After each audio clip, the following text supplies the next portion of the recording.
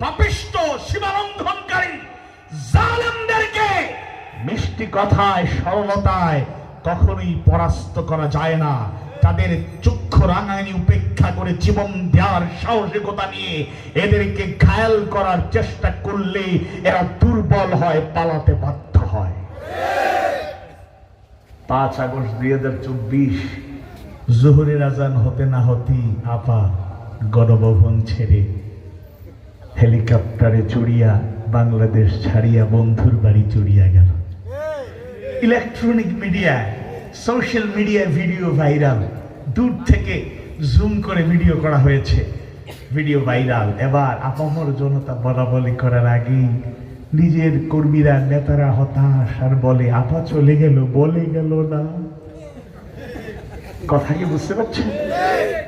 এমনি যায় নাই, চতুর্দিক থেকে চতুর্মুখী যে মুভমেন্ট শুরু হয়েছে। আল্লাহর রহমত, আমরা এরকম বিভৎস দৃশ্য দেখতে চাই না। যদি অল্প বিলম্ব করত, তার লাশ কুকুরেরা, পশু পাখিরা টেনে হেসড়ে খেত, এরকম অবস্থা হয়ে যেতে পারত। আবারও বলছি, বিভৎস দৃশ্য আমরা দেখতে চাই না। আমরা মানবিক একটা সত্তা আছে, নৃশংসতা, বিভৎসতা, এরকম কিছু আমরা দেখতে চাই না। কিন্তু আল্লাহ তাকে হেদায়েত দান করুন, বলুন আমিন। বুদ্ধি এতটুকু আসছে, যদি সে না যাইতো অবস্থা খারাপ হয়ে যেত। এই বাঁশখালীবাসীর ব্যাপারে বলতে চাই, রিসেন্টলি সফর থেকে, অভিজ্ঞতা থেকে বলতেছি যে 15.5 বছরে বাঁশখালীতে অনেক মাহফিল আয়োজন করে মাহফিল সম্পন্ন করা যায় নাই। উইদাউট পারমিশন মাহফিল নাই। প্রশাসন থানা দৌড়াতে দৌড়াতে কমিটির কাজ শেষ, আয়োজন হয়ে গেছে 144, তো বক্তাকে রাস্তায় আটকায় দেয়। বাসের বাড়ি এসে বসে গেছে, মঞ্চ তুলতে পারবেন না, তুললেই শুধু বক্তাকে না কমিটিকে গ্রেফতার। কি এক মহামুসিবত! এরকম ছিল না? তাদের মূলত মাস্টার প্ল্যান ছিল, যদি তারা আরো কিছুদিন থাকতে পারত। তাদের টার্গেট ছিল 2041 সাল পর্যন্ত, দেবার স্বপ্ন 41 সাল পর্যন্ত থাকলে যেভাবে তারা আগাচ্ছিল, যদি থাকতো বাংলাদেশে কোরআনের মাহফিলেরা বন্ধ করে দিত। তারা ষড়যন্ত্র করেছিল এই জমিন থেকে কোরআনের আওয়াজকে তারা স্তব্ধ করে দেবে। কিন্তু একটা কথা মনে রাখতে হবে, যতই ষড়যন্ত্র হোক, আল্লাহর পরিকল্পনার চাইতে উত্তম পরিকল্পনা আর কিছু হতে পারে না।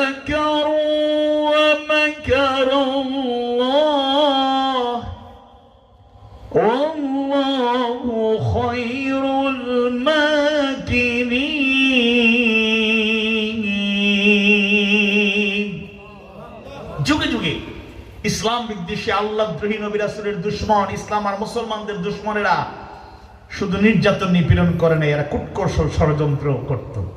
কিভাবে আল্লাহর গোলামি নিশ্চিহ্ন করে দেয়া যায়, এই জমিনে তাগুতি শক্তিকে প্রতিষ্ঠিত করা যায়, এরা ষড়যন্ত্র করে। আর আল্লাহ একটা পরিকল্পনা করে আছেন, যার পরিকল্পনা জমিনে কার্যকর হয়, আওয়াজ বাড়িয়ে বলুন তিনি কে? ইউরিদুনা লিইউতফিউ নূরাল্লাহি বিআফওয়াহিহিম ওয়াল্লাহু মুতিম্মু নূরিহি ওয়ালাউ কারিহাল কাফিরুন।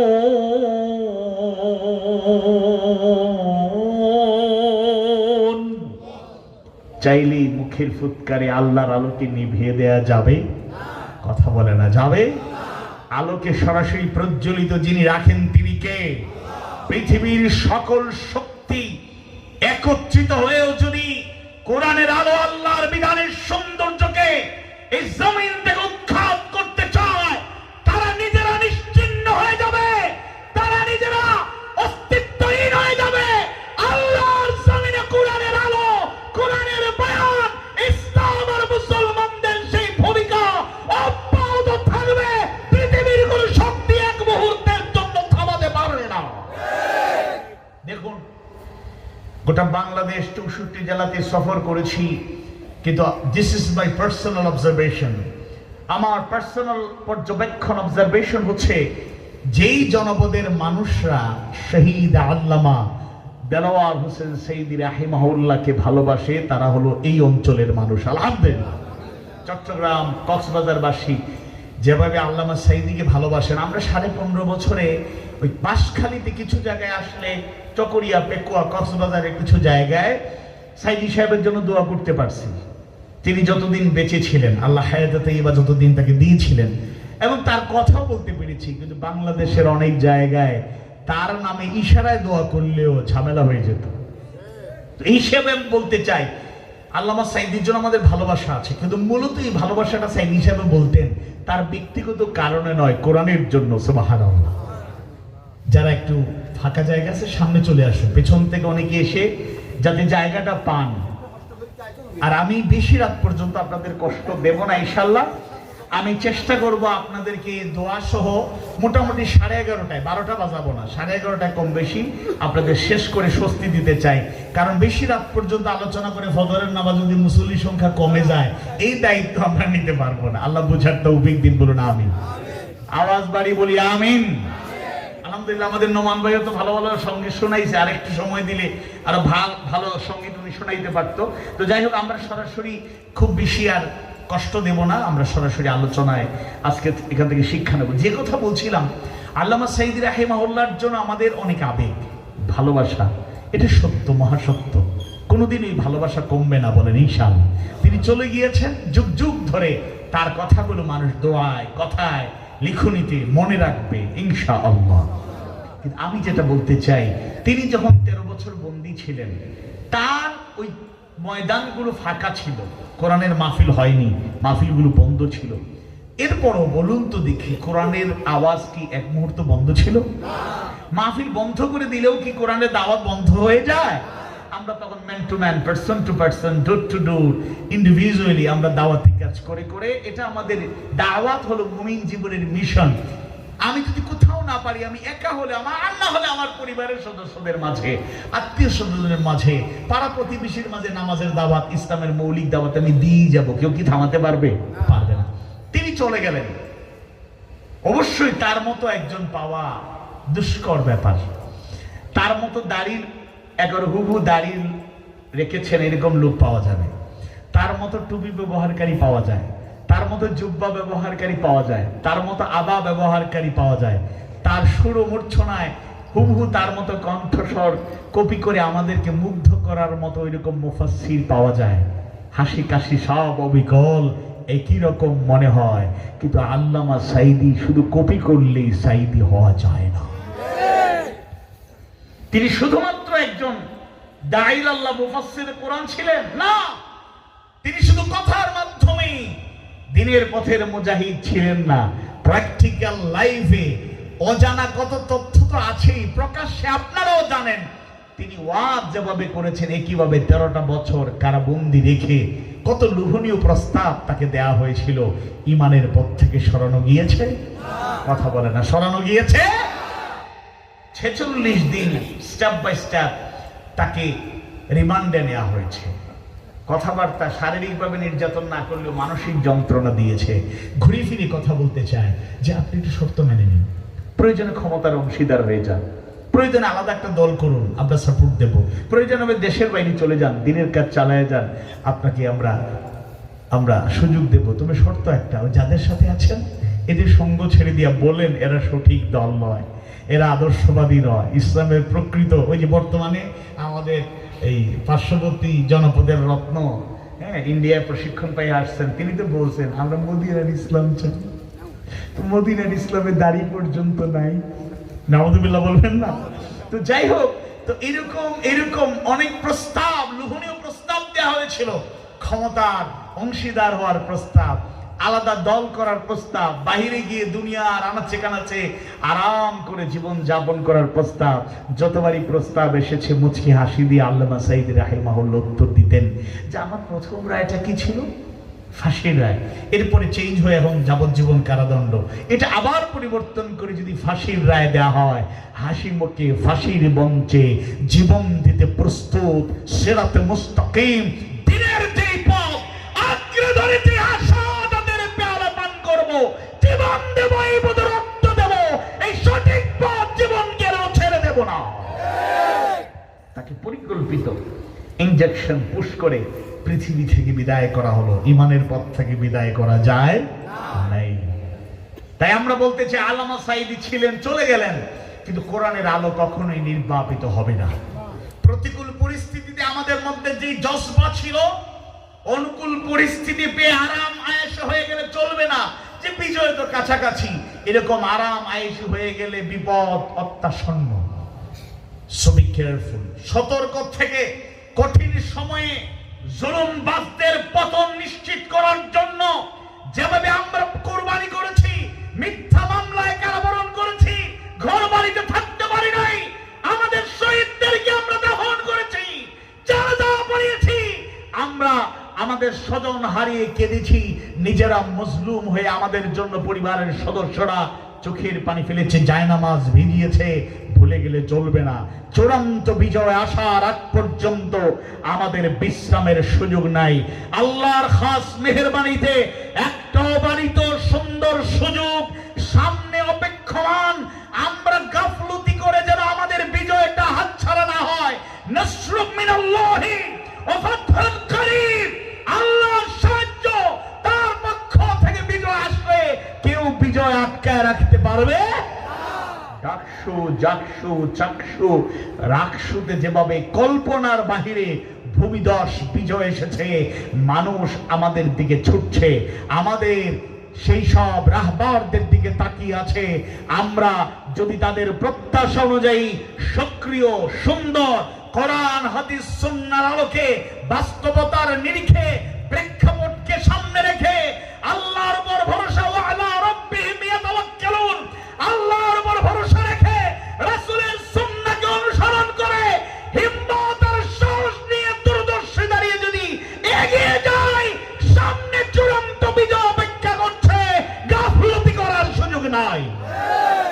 আমি আপনাদের সামনে কোরআনুল কারীমের অর্থবহ তাৎপর্যমণ্ডিত একটি সূরা, মাক্কি সূরা, হিজরতের আগে নাজিলকৃত সূরার মধ্যে অন্যতম সূরা লোকমানের প্রথম 3টি আয়াতে কারিমার আলোকে প্রথম আয়াতের বেশি ব্যাখ্যা করার প্রয়োজন হবে না।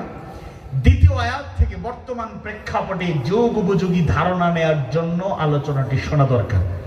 আর 3 নম্বরে একেবারে আমাদের ব্যক্তিগত পারিবারিক জীবনে, বিশেষ করে মুহসিন বান্দা না হলে আল্লাহ আয়াতে বলছেন হেদায়াত এবং আল্লাহর পক্ষ থেকে রহমত পাওয়া যাবে না।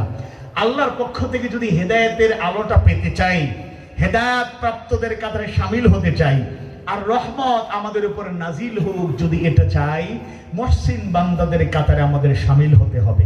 আমি মুফাসসিরদের বর্ণনার আলোকে মূল প্র্যাকটিক্যাল কথা, মুহসিন বান্দা কারা, কিভাবে আমরা মুহসিন বান্দার কাতারে শামিল হব, একেবারে মূল প্র্যাকটিক্যাল উদাহরণ সহ আপনাদের সামনে মুফাসসিরদের বর্ণনাকে তুলে ধরব। আসুন আল্লাহর কাছে আশ্রয় চাই এবং তারই নামে শুরু করি। আউযু বিল্লাহি মিনাশ শাইতানির রাজীম। বিসমিল্লাহির রাহমানির রাহিম। আলিফ লাম মিম।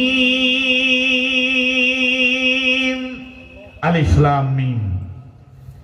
তিলকা আয়াতুল কিতাবিল হাকীম।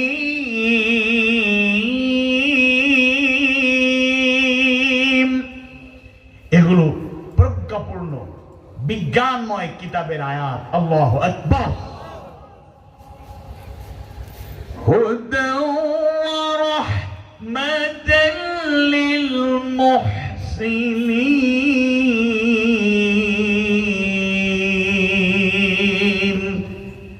মুহসিনদের জন্য, মুহসিন বান্দা যারা, সৎকর্মশীল যারা, তাদের জন্য এই কিতাব হলো, এই আয়াতগুলো হলো হিদায়াত ও রহমত স্বরূপ। সুবহানাল্লাহ। প্রথম আয়াতের ব্যাপারে আপনারা অনেক আলোচনা শুনেছেন। কোরআনের আয়াতগুলো প্রধানত 2 প্রকার। কয় প্রকার? 2 প্রকার। মুহকামাত, মুতাশাবিহা। সুস্পষ্ট আয়াত, অস্পষ্ট আয়াত। যেমন সূরা ফাতিহা, প্রায় ছোট বাচ্চারা অর্থও জানে, এগুলো অস্পষ্ট না, একেবারে সুস্পষ্ট। বিসমিল্লাহির রাহমানির রাহিম। আলহামদুলিল্লাহি রাব্বিল আলামিন আর রহমানির রহিম মালিকি ইয়াউমিদ্দিন ইয়্যাকা না'বুদু ওয়া ইয়্যাকা নাস্তাঈন ইহদিনাস সিরাতাল মুস্তাকিম সিরাতাল লাযীনা আন'আমতা আলাইহিম গায়রিল মাগদুবি আলাইহিম ওয়ালাদ-দাল্লিন। আমিন। এগুলো একটা ছোট বাচ্চারা অনেকের অর্থ মুখস্থ পড়লে দেখবেন সহজে বুঝতে পারবেন। অনেকগুলো আয়াত আছে, অনেকে আলেম ওলামা যারা ওনাদের অর্থ পড়তে হয় না, ওনাদের এগুলো জানা, পড়লেই বুঝতে পারেন। অনেকে আছে আমরা অনুবাদ করলে অনেক আয়াতের অর্থ ব্যাখ্যা বুঝতে পারবো। কিছু কিছু আয়াত আছে, উল্লেখযোগ্য আয়াত আছে যেগুলো তাফসীর না পড়লে বোঝার সক্ষমতা নাই, তাফসীর পড়লে বুঝতে পারবো। কিছু কিছু আয়াত এবং সূরা আছে, উল্লেখযোগ্য আয়াত এবং সূরা আছে যেগুলো শানে নুজুল, শানে উরুদ, প্রেক্ষাপট জানতে হবে, নতুবা আবার বিভ্রান্ত হওয়ার আশঙ্কা রয়েছে। মোটামুটি এগুলো অনুসরণ করলে বোঝা যায়। আর কোরআনুল কারীমের 29টি সূরার শুরুতে এরকম আছে আলিফ লাম মিম আলিফ লাম রা তাহা ইয়াসিন, আছে না নাই? 29টা সূরার শুরুতে এগুলো আছে। এগুলোকে বলা হয় হরফে মুকাত্তাআত, বিচ্ছিন্ন হরফাবলী, অক্ষরাবলী। এগুলো মুতাশাবিহাত, অস্পষ্ট আয়াতের অন্তর্ভুক্ত। তাইলে সুস্পষ্ট আয়াত, অস্পষ্ট আয়াত।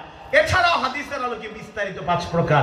এই 2 প্রকার তো আছে আয়াত, আরো 3 প্রকার আয়াত আছে। হালাল, হারাম, আমসাল।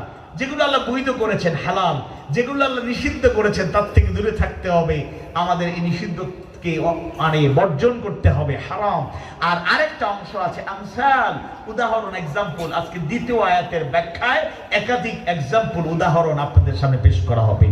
তাহলে প্রথম আয়াত যেটা আলিফ লাম মিম, এই 29টা সূরার শুরুতে এই হরফগুলো, বিচ্ছিন্ন হরফগুলো আসলে এটার অর্থ ব্যাখ্যা নিয়ে গবেষণার দরকার নেই।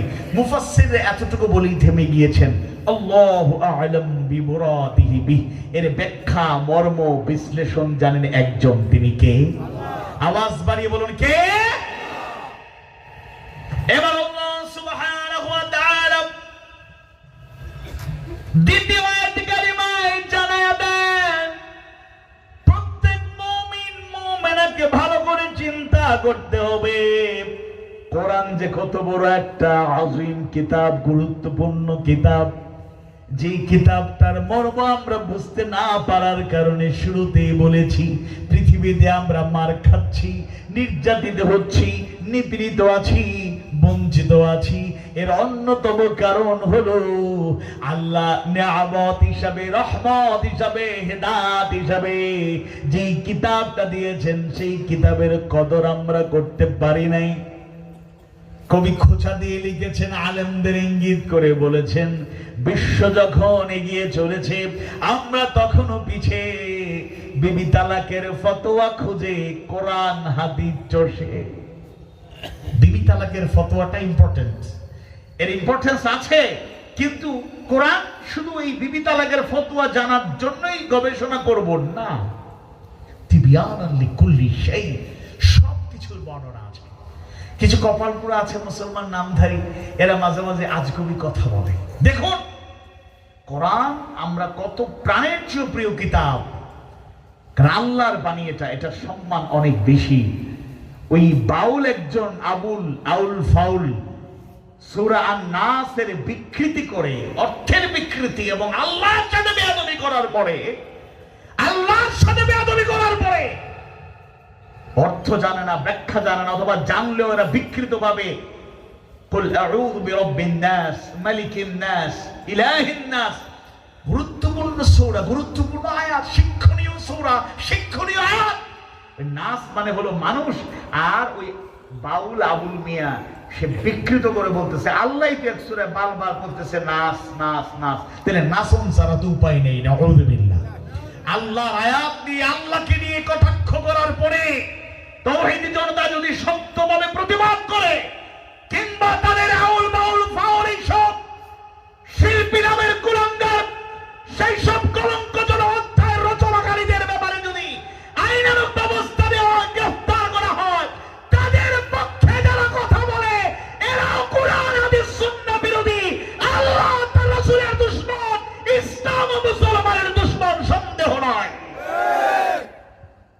আমরা অবশ্যই আবারও বলছি, কারো অধিকার হরণ করা ইসলাম শিখায় না, কারো রাইটসকে নষ্ট করে দেয় ইসলাম শিখায় না। কিন্তু মনে রাখবেন একটা কথা, আলেম ওলামারা ভালো জানবেন, আমার সৌদি সাহেব ভালো বলতে পারবেন, এটা মুসলিম অধ্যুষিত রাষ্ট্র, ইসলামী রাষ্ট্র না। যদি বাংলাদেশ ইসলামী রাষ্ট্র থাকতো, কনস্টিটিউশন সংবিধান যদি হতো কোরআন সুন্নাহর আলোকে যদি সমাজ চলতো, তাহলে আল্লাহর বিরুদ্ধে, রাসূলের বিরুদ্ধে কটূক্তিকারীদের চূড়ান্ত শাস্তি মৃত্যুদণ্ড ছাড়া আর কিছু নয়। আল্লাহকে নিয়ে যারা কটাক্ষ করে, রাসূলকে নিয়ে যারা অবমাননাকর কথা বলে, এদের বেঁচে থাকার অধিকার এই জমিনে নয়।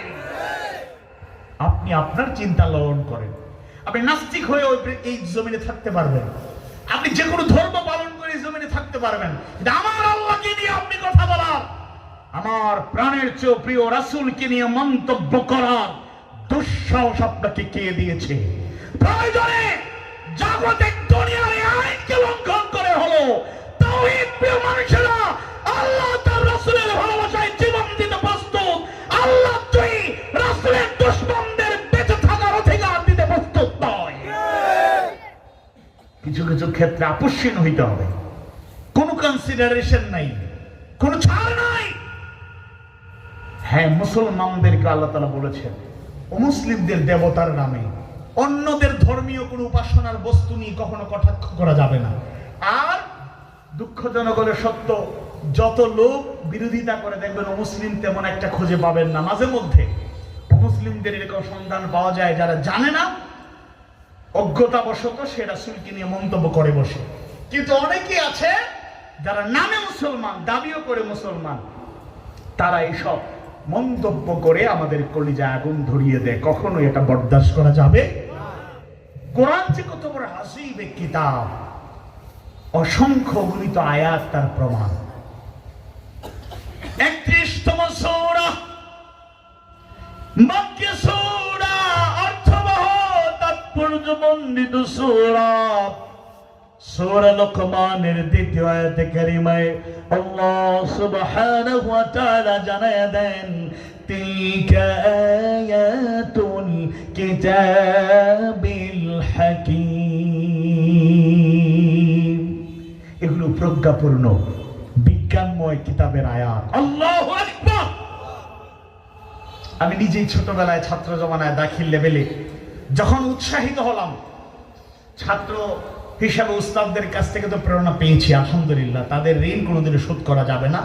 আর কিছু কিছু দিনের পথের সহযাত্রী বড় ভাইয়েরা ছিলেন, ওনারা নিয়মিত খোঁজ খবর রাখতেন অন্তত একটা আয়াত হলেও ব্যাখ্যা সহ তাফসীর সহ পড়ছি কিনা, হাদিস পড়ি কিনা, ইসলামের সাহিত্য পড়ি কিনা, 5 ওয়াক্ত সালাত আদায় করছি কিনা, জামাতের সাথে আদায় করছি কিনা, এগুলো খোঁজ খবর রাখতেন। এরকম একটা রিপোর্ট মেনটেন করতে হতো। তাদের কাছ থেকে উদ্বুদ্ধ হয়েছি যে কোরআন শুধু তেলাওয়াতের জন্য আসে নাই। আবার হাক্কা তিলাওয়াতির ব্যাখ্যা যদি আপনারা পড়েন, তেলাওয়াত মানে শুধু পড়া নয়, পড়া, অধ্যয়ন করা, বুঝা, মানা, প্রচার প্রসার করা, এই কোরআনের আয়াতগুলোকে সমাজে রাষ্ট্রে প্রতিষ্ঠার জন্য আন্দোলন করা, এটাও হলো তেলাওয়াতের হক আদায় করার নমুনা। সুবহানাল্লাহ। তো ধারাবাহিকভাবে যখন তাফসীর পড়া শুরু করলাম, যখন সূরা ইয়াসিন পড়া শুরু করলাম, বিসমিল্লাহির রহমানির রহিম, ইয়াসিন ওয়াল কোরআনিল হাকীম। অনেক মুফাসসির ডাইরেক্টলি বলেছেন বিজ্ঞানময় কোরআনের কসম, আল্লাহু আকবার। অনেকে আবার প্রজ্ঞাপূর্ণ কিতাবের কসম, কোরআনের কসম ইত্যাদি ইত্যাদি বলেছেন। আবার কোন কোন মুফাসসিররা বিজ্ঞানময় কিতাবের কসম। তখন ভাবতে শুরু করলাম, কোরআনে কি তাহলে বিজ্ঞান আছে? শুনুন, এই কিতাবটাকে কত অবহেলা করছি আমরা, উপরের তাকে রেখে দেই, তেলাওয়াত করার জন্য নামানোর সময় আমাদের নাই। আল্লাহ সবার হায়াতে তাইয়্যিবা, পরিবারের সদস্যদের হায়াতে তাইয়্যিবা দান করুন, বলো না আমিন। এখন কারো পরিবারে যদি কোনো সদস্য ইন্তেকাল করে, এবার তাও নিজে তেলাওয়াত করে না, মাদ্রাসার আলেম উস্তাদ অথবা তালেব ইলমরা পাইলে ভাই আপনারা তেলাওয়াত করেন, আচ্ছা কোরআন নিয়ে আসেন। এবার কোরআন আনতে আনতে অনেক সময় লাগে, কারণ উঁচু জায়গায় ওই যে কয়েক মাস আগে রেখে দিয়েছিল, বের করার চান্স হয় নাই। এই কিতাবটাকে কত অবজ্ঞা করছি, কত বঞ্চিত হচ্ছি। শুধু হেদায়েতের কিতাব, মুক্তির কিতাব, দ্বীনি শিক্ষার কিতাব শুধু নয়, এখানে সব কিছুর বর্ণনা আছে। এমনকি অনেক যুবকরা তো এখন সোশ্যাল মিডিয়ায় খুব অ্যাক্টিভ, বিজ্ঞানের যুগে নিজের জীবন যাপন করতে গিয়ে প্রাউড ফিল করেন। আমি যুবকদের বলছি, সচেতন মুমিন মুমিনাদের বলছি, আজকে বিজ্ঞানের যত উন্নতি হয়েছে এবং কিয়ামত পর্যন্ত বিজ্ঞানের যত উন্নতি হবে, এর পেছনে অন্যতম মাধ্যম সূত্র হলো কোরআনুল কারীম। সুবহানাল্লাহ। কোরআনকে রিসার্চ করে বিজ্ঞানীরা, অমুসলিম বিজ্ঞানীরা, আমাদের দুশ্মনেরা বিজ্ঞানের আবিষ্কার করে বসেছে, আমাদের কোনো খবর। একেবারেই কমন, অনেকে হয়তো জানেন, আবার নতুন করে শুনতে পারেন। সূরা ফিল মুখস্থ নাই এরকম ছোট বাচ্চাও নাই, যে ঘুমাচ্ছে তারও নাই, এরকমও নাই, সবাই মুখস্থ। সূরা ফিল মুখস্থ আছে না? আলাম তারা মুখস্থ আছে। এই সূরা ফিল, আলাম তারা কাইফা ফাআলা রাব্বুকা বিআসহাবিল ফিল আলাম ইয়াজআল কাইদাহুম ফি তাদলিল ওয়া আরসালা আলাইহিম তায়রান আবাবিল। দেখুন, একটু মনোযোগ দিয়ে শুনুন। এই সূরাটা 5 আয়াতের সূরাটা সবার মুখস্থ। মান কারা হারফান ফালাহু 10 হাসানাত। একটা আয়াত তেলাওয়াত করলে 10টা নেকি পাওয়া যায়। যেরকম সুবহানাল্লাহ। এটা ভালো কথা, তেলাওয়াতের গুরুত্ব কমানোর কোনো প্রয়োজন নাই। ওয়া ইযা তুলিয়াত আলাইহিম আয়াতুহু যাদাতুহুম ঈমানা। যদি মুমিন হই, তেলাওয়াতে ঈমান বাড়ে না কমে? কথা বলে না, বাড়ে না কমে? সব ফজিলত ঠিক আছে, কিন্তু কজন আছি এগুলোর অনুবাদ জানি? কজন আছি এর প্রেক্ষাপট জানি? প্রেক্ষাপট জানি, শিক্ষা জানি, ঠিক আছে। কয়জন আছি এমন যে এই সূরা থেকেই, এই সূরা গবেষণা করে, এমনকি 3 নাম্বার আয়াত ওয়া আরসালা আলাইহিম তায়রান আবাবিল, এই অংশটুকু গবেষণা করে বিজ্ঞানীরা বিজ্ঞানের বড় একটা আবিষ্কার করেছে। আগে আবিষ্কারের কথা বলি, এরপরে শিক্ষণীয় বিষয় আছে। 5 আগস্ট 2024 যে পালানোর ইতিহাস, এটার সাথে ওই আয়াতের একটা মিল আছে। দুইটা জিনিস আমি একসাথে উপস্থাপন করতে চাই। আচ্ছা, আপনাদের জানা প্রেক্ষাপটটা একটু বলি। আব্রাহা নামক একজন দুঃশাসক ছিল। সে কি করতে এসেছিল? কাবা ঘরকে ধ্বংস করতে। নাউযুবিল্লাহ বলেন। পৃথিবীর ইতিহাসে অন্যতম স্বৈরশাসক জালেম ব্যক্তিত্ব আব্রাহার একটা আক্রোশ ছিল কাবা ঘরের প্রতি। বিশাল হাতিওয়ালা বাহিনী নিয়ে কাবা ঘরকে ধ্বংস করতে আসলো। কাছাকাছি চলে এসে হুঙ্কার দিল, চিৎকার করে বলল, কাবা ঘরকে ধ্বংস করতে এসেছে, কে আছো, কারা আছো, রক্ষা করবে আসো। আব্দুল মুত্তালিব সহ যারা কাবা ঘরের রক্ষণাবেক্ষণকারী ছিলেন, তাদের সংখ্যা ছিল হাতে গোনা। বিশাল বাহিনীর মোকাবেলা করার মতো কোনো প্রস্তুতি, সক্ষমতা, দুঃসাহস তাদের ছিল না। প্রতিরোধ করে তোলা দূরের কথা, প্রতিবাদ করার মতো শক্তি সামর্থ্য ছিল না। তবে তারা একটা কাজ করেছেন, কাবার মালিকের কাছে ফরিয়াদ করেছেন, ওগো কাবার মালিক, আপনার ঘর আপনি রক্ষা করুন। আব্রাহা হাতিওয়ালা বিশাল বাহিনী নিয়ে কাবা ঘরকে ধ্বংস করতে আসলো, ধ্বংসযজ্ঞ শুরু করবে। কাবা ঘরের রক্ষণাবেক্ষণকারীরা কাবা ঘরের মালিককে ফরিয়াদ করেছেন, আর তিনি তো সচক্ষে তার সেই কুদরতি চোখে সবকিছু অবলোকন করছেন। এবার আব্রাহার দাম্ভিকতা, অহংকার, ক্ষমতার অপব্যবহারকে ধ্বংস করার জন্য বিশাল হাতির বাহিনী। কারো কারো মন্তব্য হলো হাতিওয়ালা বাহিনীতে সৈন্য সংখ্যা ছিল 60,000-এর মতো। ওই সময়ে বিশাল বাহিনী নিয়ে কাবা ঘরকে ধ্বংস করার জন্য আব্রাহা এসে যখন ধ্বংস শুরু করবে, আল্লাহ তাআলা তার মোকাবেলায় বিশাল হাতির বাহিনী ধ্বংস করার জন্য আরেকটা হাতির বাহিনী প্রেরণ করেন নাই।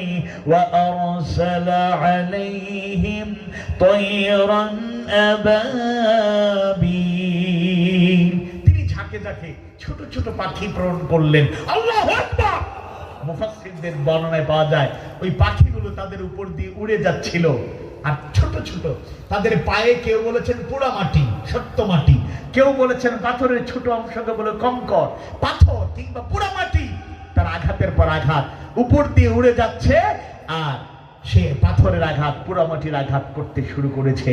বেশি সময় যায় নাই, আব্রাহা তার সৈন্য সামন্ত এমনকি যে প্রাণীগুলো নিয়ে এসেছিল সেগুলো সময়ের ব্যবধানে বেশি সময় লাগে নাই, ধ্বংসস্তূপে পরিণত হয়ে গেল। আল্লাহু আকবার। 5 আগস্ট 2024 তার নমুনা আমরা দেখলাম। শুনুন, কোরআনের তাফসীরটা যুগে যুগে কাজে লাগবে, কোরআনের আয়াতগুলো যুগে যুগে মানুষকে শিখায় দেবে। কিয়ামত পর্যন্ত জালেমদের জন্য এটা সতর্ক বার্তা, warning, alarming. So be careful. যারা এখনো জুলুমবাজদের পথ রচনা করে একই পথে হাঁটার চেষ্টা করছেন, পরিণতি কিন্তু আরো খারাপ হবে। কথা বলে না, কথা বলে না। ভয় পাচ্ছেন? বাসখালীর লোকেরা কি এক আল্লাহ ছাড়া কাউকে ভয় পায়? কাউকে ভয় পায়? আল্লাহ ছাড়া কাউকে ভয় পাওয়া জায়েজ আছে? হালাল আছে? একটু মিলিয়ে দেখুন, বিশাল বাহিনীকে ধ্বংস করার জন্য দাম্ভিকতা অহংকারকে ধুলোর সাথে মিশিয়ে দেওয়ার জন্য আল্লাহ সুবহানাহু ওয়া তাআলা ছোট ছোট পাখি নাজিল করলেন। পাখিগুলো সেই বিশাল বাহিনীকে ধ্বংসস্তূপে পরিণত করলো। 15.5 বছর সকল দলের অবদান আছে, যারা জুলুমতন্ত্রের বিরুদ্ধে লড়াই করেছে। কাউকে হেয় করা উচিত নয়, কাউকে কটাক্ষ করা উচিত নয়, সবার অবদান ঠিক আছে। কিন্তু আল্লাহ তাআলা ওই ছোট ছোট শিশু কিশোর ছাত্রদেরকে কবুল করে নিলেন। সুবহানাল্লাহ। 15.5 বছরে জীবন গিয়েছে হাজার হাজার মানুষের, রক্ত দিতে হয়েছে, কারাবরণ করতে হয়েছে, লাখ লাখ মিথ্যা মামলা হয়েছে, গায়েবী মামলা হয়েছে, সাজানো মিথ্যা বানোয়াট আদালত, ওই যে ট্রাইব্যুনাল তৈরি করলো তারা। আমরা মাঝে মধ্যে ওই সময় কথা বলতাম, বাসখালী তো কথা বলেছি, বলি নেই যে এরকম না, বলতাম আল্লাহর কাছে দোয়া করতাম, আল্লাহ ওরা জুলুম করার জন্য নতুন নতুন আইন প্রণয়ন করছে, তুমি ওই আইনগুলোকে ধরে রাখো, এগুলো থাকুক। ট্রাইব্যুনাল গঠন করেছে জুলুম করার জন্য, ওই সময় আইনের তোয়াক্কা করে নাই, মন মতো এরা ট্রাইব্যুনাল গঠন করেছে, জাস্টিস নিয়োগ দিয়েছে, আইনজীবী প্রসিকিউটর নিয়োগ দিয়েছে, থাকুক। আর ট্রাইব্যুনালটা আল্লাহর কি ফয়সালা, আল্লাহর কি ফয়সালা। 1 বছর অতিক্রান্ত হয়ে 2 বছরও হয় নাই, তার তৈরি করা আইন আর তার তৈরি করা সাজানো সেই মিথ্যার বেশাতি, তার ষড়যন্ত্রমূলক ট্রাইব্যুনালেই তার মৃত্যুদণ্ডের রায় হয়েছে। আলহামদুলিল্লাহ বলবেন না? নাকি আপার জন্য একটু মায়া হয়? মহিলা মানুষ, কত মায়া লাগে না? কিন্তু তার মতো ডাইনি খুনি বাংলাদেশের ইতিহাসে আর তৈরি হয় নাই। তার মতো ডাইনি আর খুনি, ফাঁসির রায় হয়েছে, ফাঁসির রায় দেওয়া হবে। কোন অমুকরে আমি ফাঁসিতে ঝুললে হবে না, ওরে আমি নিজে হাতে জবাই করতে চাই। এবং এটা মিডিয়া এসেছে, এবং লাশ যখন এলাকায় চলে গেছে পুলিশ দেখাতে দেয় না, মানুষ জোর করে দেখতে গিয়ে দেখে এখানে সেলাই করা, ফাঁসি রশিতে ঝোলার আলামত নাই, বরং ছুরি দিয়ে চাকু দিয়ে কেটে ফেলার আলামত রয়েছে। কত হিংস্র, কত খুনি, কত ডাইনি এই বাংলাদেশে এখনো টকশুতে, এখনো লিখনিতে যে সব দালালেরা ওই ডাইনির পক্ষে লিখে, ওদের ব্যাপারে একই শাস্তি প্রয়োগ হওয়া দরকার। 15.5 বছরে সবাই অবদান রেখেছেন, কিন্তু আল্লাহর কি কুদরত, তিনি বাচ্চাদেরকে কবুল করে নিলেন।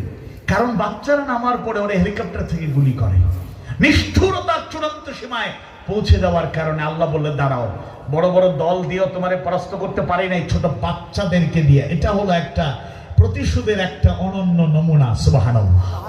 অপমান করা, মশা দিয়ে আল্লাহ তাড়াইতে পারেন না।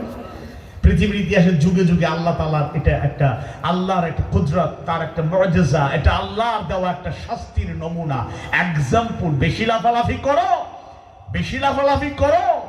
2 দিন আগে বলছে পালানোর ইতিহাস আমাদের নাই, আমরা পালাই না। পালাইছে কে? সবার আগে তো আপনিই পালালেন, এটা বাস্তবতা। তাহলে ওয়ারসালা আলাইহিম তায়রান আবাবিল, এই আয়াতের ব্যাখ্যা, শিক্ষা কিয়ামত পর্যন্ত অব্যাহত থাকবে। 5 আগস্টের পরেও আমরা স্বপ্ন দেখেছিলাম এবার সবাই মিলে মনে হয় সুন্দর একটা বাংলাদেশ গড়ব। ওই বিভিন্ন জায়গায় এখন অবৈধভাবে টুল নেয়, কি আর করা, বন্ধ হয়েছিল, লাঠি সোটা যখন বাড়ি পড়ছিল, টুলের ব্যবসায়ীরা দৌড়াচ্ছিল, ওরা তো পালায় গেছে, আবার টুল দেখা যায় সমঝোতার ভিত্তিতে অন্যরা দাঁড় করাই দিচ্ছে।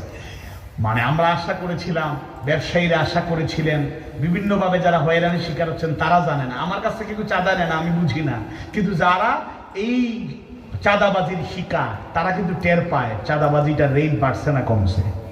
এখনো দুর্নীতি বন্ধ হয়নি, এখনো খুন খারাপি বন্ধ হয়নি, এখনো সন্ত্রাসী কায়দায় অপরাধ বন্ধ হয় নাই। তাই শিক্ষা শেষ হয়ে যায় নাই। বাড়াবাড়ি করবেন তো, অহংকার তো ছিল। ডাকসুতে একবার হাইরা শিক্ষা হয় নাই, জাকসুতে হারলেন, জাকসুতেও ভূমিদশ পরাজয় হওয়ার পর শিক্ষা হয় নাই, চাকসুতে রাকসুতে হইল। এবার জাতীয় নির্বাচনে এটা কিছুই হবে না, অপেক্ষা করুন, অপেক্ষা করুন, অপেক্ষা করুন, এর থেকে করুন পরিণতি অপেক্ষা করছে ইনশাআল্লাহ। আজকে খুলনাতে দেখলেন, আমি আসলে এটা ইমাজিন, এটা কল্পনাকে হার মানিয়েছে। আপনি এরকম সব আলেমরা এক কাতারে দাঁড়াবে, কেউ কল্পনা করছিল? কল্পনা করছিল? হাতে গোনা 2-4 জন দালাল ছাড়া প্রত্যেকটা যুগেই রাষ্ট্রীয় দালাল আলেম কিছু থাকেন, এরা থাকতেই হবে, নতুবা তো এই ইতিহাস বিকৃত হয়ে যাবে। যুগে যুগে ওই রাসূলের জমানায়, এর আগে পরে বিভিন্ন সময়ে যুগে যুগে কিছু আলেম থাকেন, রাষ্ট্রীয় আলেম। এই যে পাঁচাটা গোলামগিরি করছেন, সরি টু সে, অন্যভাবে নিবেন না। যদি জামাতে ইসলামিয়া, চরমুনাই, হেফাজত বা যারা আছেন ইসলামী দল সবাই মিলে যদি রাষ্ট্র গঠন করেন, একেবারে এনসিপি সহ সবাই মিলে যদি রাষ্ট্র গঠন করেন, ওই আলেমরা বলবে আসলে আমরা ভুল করেছি, আমাদের ব্যাখ্যায় তাওইলে একটু ভুল হয়েছে, আমরা কিন্তু আপনাদেরই সাথে আছি। এদের পিঠ বাঁচানোই হলো এদের কাজ, পিঠ বাঁচানোই হলো এদের কাজ। লোভ লালসায় কিংবা ভয়ে এরা ঈমান বিক্রি করে, এটা ইতিহাস সাক্ষী। তো এই আয়াতের শিক্ষা কিয়ামত পর্যন্ত থাকবে। আজকে মূল বিষয়টা বলার কথা, দেখেন ওই 3 নম্বর আয়াত সূরা ফিলটাকে রিসার্চ করে বিজ্ঞানীরা বড় একটা আবিষ্কার করেছে, সেটা হচ্ছে জঙ্গি বিমান। সুবহানাল্লাহ বলেন, সুবহানাল্লাহ বলেন, আল্লাহু আকবার। বিশ্বাস হয় না? যারা আবিষ্কার করেছে তারা রিসার্চ করে আবিষ্কার করেছে।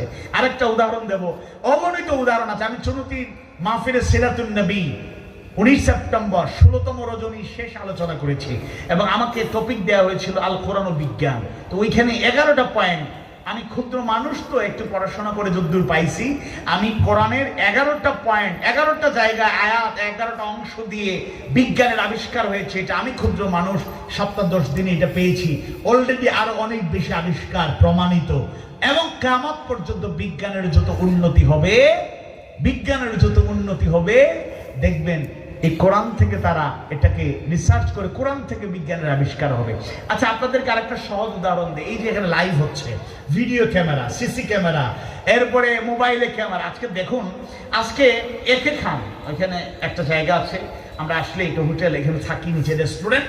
তো একে খান আমরা রেস্টুরেন্টে খাচ্ছি দুপুরবেলা, আমি আমার সফর সঙ্গে আমির ভাই, আমার এক ভাগনা আইএসিতে পড়ে, তা আমরা খাচ্ছি।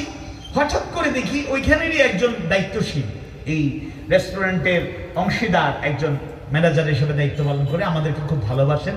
তখন তার ডিউটি না, তার রাতের বেলা ডিউটি থাকে, প্রায় শেষ করে গেলে একটু দেখা হয়। তো তিনি হঠাৎ করে আমাকে একটা ছবি পাঠালেন, হুজুর কি দিয়ে খাচ্ছেন, কথা বলেন। উনি হোটেলে নাই। আমি আমির ভাইকে বললাম, কি দেখেন তো আব্দুর রহমান ভাই এখানে আছে কিনা। না, উনি তো নাই। উনি আমাকে ছবি পাঠাচ্ছে, আমরা 3 জন খাচ্ছি। বই, হুজুর কি দিয়ে খাচ্ছেন, খাবার তো ভালো হয়েছে, কোনো সমস্যা হচ্ছে না তো, কিছু লাগবে কিনা, ছবি পাঠাইছে। আমি কি রে, হঠাৎ করে চিন্তা আসলো, সিসি ক্যামেরা, সিসি ক্যামেরা। উনি বাসায় বসে, কয়েকটা মান না হলে 1.5-2 কিলোমিটার দূরে ওনার বাসা, বাসায় বসে সিসি ক্যামেরায়, ঠিক আমাদের সামনে যে সিসি ক্যামেরা, ওইখানে বসে খাচ্ছি যে টেবিলে, উনি সিসি ক্যামেরা দেখে স্ক্রিনশট নিয়ে আমাকে পাঠাইছে, হুজুর খাচ্ছেন তো, কি খাচ্ছেন, ভালো হচ্ছে তো, খাবারে কোনো অবজেকশন নাই তো? সুবহানাল্লাহ বলেন। মানুষের ক্ষুদ্র জ্ঞানে তৈরি করা সিসি ক্যামেরায় সব রেকর্ড যদি থাকতে পারে, তাহলে আল্লাহ যে 1500 বছর আগে বলে দিলেন, ফামাইয়া'মাল মিসকালা যাররাতিন খায়রান ইয়ারা ওয়া মাইয়া'মাল মিসকালা যাররাতিন শাররান ইয়ারা। এই দুনিয়ার জীবনে যত ভালো কাজ করব, যত পুণ্য কাজ করব, বড় বড় ফরজ, ওয়াজিব, সুন্নাত, এগুলো শুধু নয়, একেবারে অনুপরিমাণ ক্ষুদ্রাতি ক্ষুদ্র পরিমাণ ভালো কাজ করলেও সেদিন দেখা যাবে, যেদিন হিসেব নিকেশ শুরু হয়ে যাবে কিয়ামতের পর হাশরের ময়দানে। আমার এমন মন্দ কাজ, ছোট্ট মন্দ কাজ করেছি যা আমার স্মরণে নাই। কোন দিন কোন একটা ছোট কথা বলে একজনকে কষ্ট দিয়েছি, নিজেরও খেয়াল নাই। এরকম ক্ষুদ্রাতি ক্ষুদ্র অনুপরিমাণ, ক্ষুদ্রাতি ক্ষুদ্র সামান্য পরিমাণ ভুল করলেও সেদিন দেখা যাবে। এগুলো রেকর্ডের ব্যবস্থা যিনি করেছেন তিনি কে? আওয়াজ বাড়িয়ে বলুন কে? হুজুররা বলেন কিরামান কাতিবিন। আয়াত থেকে হাদিস থেকে আপনারা কি বিশ্বাস করতে চান না? তো আল্লাহ নির্ধারিত ফেরেশতা যে পুঙ্খানুপুঙ্খরূপে সবকিছু রেকর্ড করে রাখেন, বিজ্ঞানীরা এই সব গবেষণা করে। ভিডিও ক্যামেরা শুধু আবিষ্কার করে নাই, সিসি ক্যামেরা শুধু আবিষ্কার করে নাই, এত লেটেস্ট আপডেট। যুবকেরা মাঝে মাঝে একজন একদিন এক যুবক বলল, ভাই ফেসবুক চালাই ঠিক আছে, কিন্তু যা চিন্তা করি রাতের বেলা একটা চিন্তা করে ঘুমাইছি, সকালে উঠে ওইটা দেখে যাই। কি বুঝেন? প্রযুক্তি বিজ্ঞান কত এগিয়ে যাচ্ছে, কত ফাস্ট কল্পনা করতে পারবেন না। আপনি কি ভাবছেন এরা বলে দিচ্ছে, আপনি কি চান আপনার সামনে হাজির করছে। নাউযুবিল্লাহ বলেন। খুব সতর্ক। ভালো কিছু চাইলে তো আলহামদুলিল্লাহ, মন্দ কিছু চাইলেও সেটা হাজির হয়ে যায়। প্রযুক্তির কত এআই যেটা আসছে, এগুলা আর্টিফিশিয়াল ইন্টেলিজেন্স, এগুলা একটা বিধ্বংসী আগামীতে কিয়ামতের আলামতের একটা অংশ। কি যে হবে আল্লাহ ভালো জানেন। আপনার একটা ছবি শুধু পোস্ট করছেন, এনাফি জানা, অথবা আপনার পুরাতন একটা ছবি অ্যালবামে ছিল, দুষ্টুমি করে এই ছবিটা নিয়ে আপনারা ভালোভাবে ব্যবহার করতে পারে, একটা মৃত মানুষকে জীবিত করে ফেলায়। এত দুষ্ট লোকেরা। ও বঙ্গবন্ধু কত আগে ৭৫ সালে ১৫ আগস্ট মারা গেছে, উনারে নিয়ে আপত্তিকর ভিডিও বানায়। এটা কোন কথা?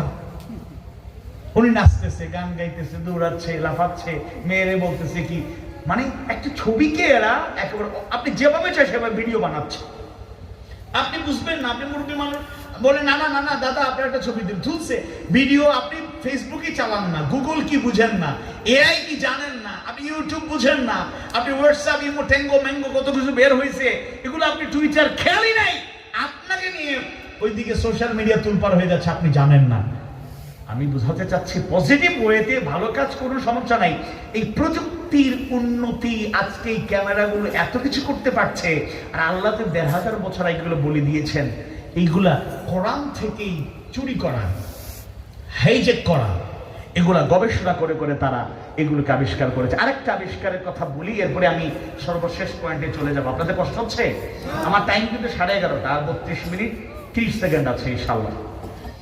27 নম্বর সূরা, গুরুত্বপূর্ণ সূরা, সূরা আন-নামল। একটু আগে বললাম ফিল, হাতি বড় না ছোট? আর পিঁপড়া ছোট না বড়? দেখুন, হাতির উদাহরণ থেকে বিজ্ঞানের আবিষ্কার শিক্ষা। এবার আসুন পিঁপড়ায়। কারো কারো চিন্তা আসতে পারে পিঁপড়ার নামে সূরা, পিঁপড়ার উদাহরণ আল্লাহ দিলেন কেন দিলেন? আল্লাহর কোন সৃষ্টি অনর্থক নয়, আল্লাহর একটা বাণীও অনর্থক নয়, এমনকি একটা হরফ নাজিল করেছেন এটাও অনর্থক নয়। আল্লাহু আকবার। হাতি বিশাল প্রাণী। আচ্ছা, হাতির উদাহরণ না হয় পাইলাম, একটা হলো জালেমদের জন্য শিক্ষা, আর একটা হলো বিজ্ঞানের আবিষ্কার। ওয়া আরসালা আলাইহিম তায়রান আবাবিল। তাহলে পিঁপড়ার নামে সূরা দেওয়ার আর কি কারণ? ছোট্ট একটা প্রাণী, এটার উদাহরণ আল্লাহ দিয়েছেন। সুবহানাল্লাহ।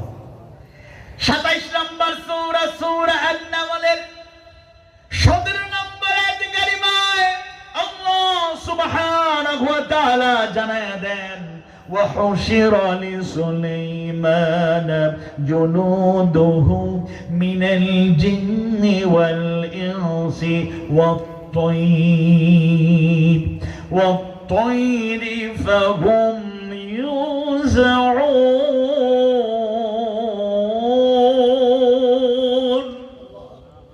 27 নম্বর সূরা, সূরা আন-নামলের 17 নম্বর আয়াতে কারিমা আল্লাহ বলছেন, আর সুলাইমানের জন্য তার সেনাবাহিনী থেকে জিন, মানুষ ও পাখিদের সমবেত করা হলো, তারপরে এদেরকে বিন্যস্ত করা হলো। দেখুন, এই আয়াতটার অর্থ, ব্যাখ্যা, বিশ্লেষণ, তাফসীর তো আছেই, কিন্তু এই আয়াত আমরা পড়ি না। অনেকে ধারাবাহিকভাবে খতম আমরা করি না, আমাদের অনেক দুর্বলতা আছে। আর অধ্যয়ন তো দূরের ব্যাপার, মাঝে মধ্যে পছন্দের সূরা সূরা ইয়াসিন পড়ি, আর রহমান পড়ি, সূরা মুলক পড়ি, বা ছোট ছোট যে সূরাগুলো দিয়ে নামাজ পড়ি, এগুলো অনেকেই আমরা পড়ি, চেষ্টা করি। পুরা কোরআনে যে কি আছে, এটা যে বিশাল জ্ঞানের ভান্ডার, দুনিয়ার ক্ষেত্রে সফলতার সবকিছু কোরআনে আছে, আমরা জানি না। দেখুন, বিজ্ঞানীরা সূরা আন-নামলটা গবেষণা করেছে এবং স্পেসিফিক 17 নম্বর আয়াতে কারিমা গবেষণা করে 6টা তথ্য আমাদেরকে জানিয়েছে। জোরে কোন সুবহানাল্লাহ। পিপিলিকার জীবন এত গুরুত্বপূর্ণ হয়ে গেল যে আল্লাহ কোরআনে নাযিল করলেন, 17 নম্বর আয়াতে ব্যাখ্যা দিলেন কি সব। দেখুন, বিজ্ঞানীরা পিপিলিকা নিয়ে লং টাইম একটা গ্রুপ রিসার্চ করে গবেষণা করে বলেছে, নাম্বার 1, মানুষের ন্যায় পিপিলিকা একইভাবে মরদেহ কবরস্থ করে। সুবহানাল্লাহ। আমরা ইন্তেকাল করলে মুসলমানরা জানাজা শেষ করে দাফন কাফন করি না, কবরে নামাই না?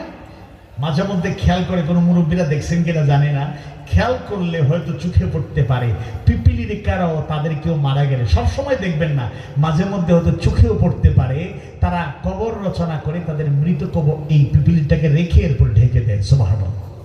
এটা বিজ্ঞানীদের লং টাইম রিসার্চের রেজাল্ট। 2, পিপিলিকার রয়েছে শ্রম বিভাজনের পরিশীলিত উন্নত পদ্ধতি, তাই তাদের পরিচালক, তত্ত্বাবধায়ক, শ্রমিক প্রধান, শ্রমিক ইত্যাদি আছে।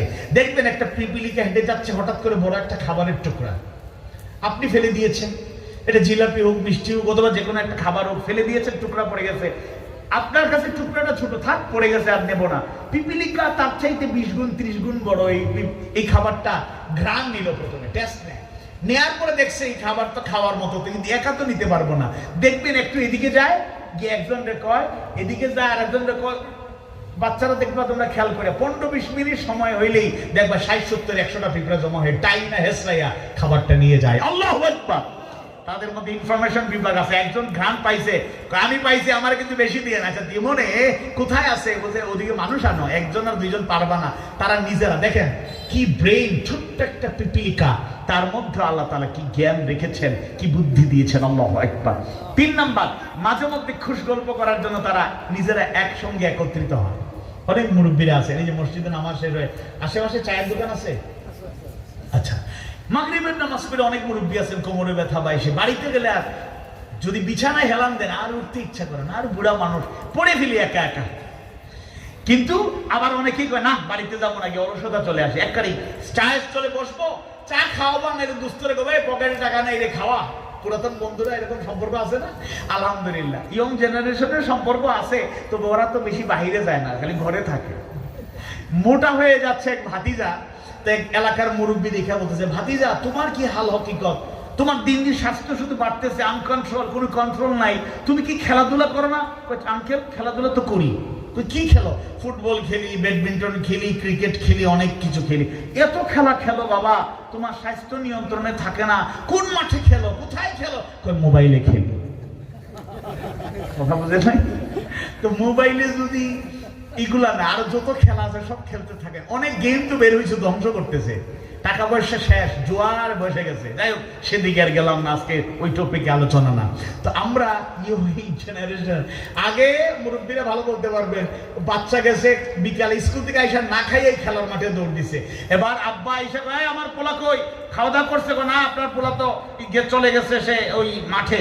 এবার বেত নিয়ে দিয়ে দৌড়ে আসে, হ্যাঁ সন্ধ্যা হয়ে যাচ্ছে, স্কুল থেকে এসে খাওয়া দাওয়া নাই, তুমি খেলা তোমার কাছে বড়।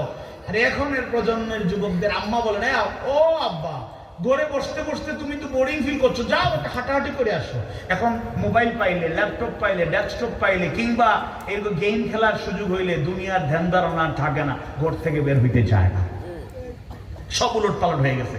তো যাই হোক, এজন্য মুরব্বীরা ওই গেলেই গল্প করেন, চা খান, মনের এই ফাঁকে 1 ঘন্টা 1.5 ঘন্টা যাবে কেমনে।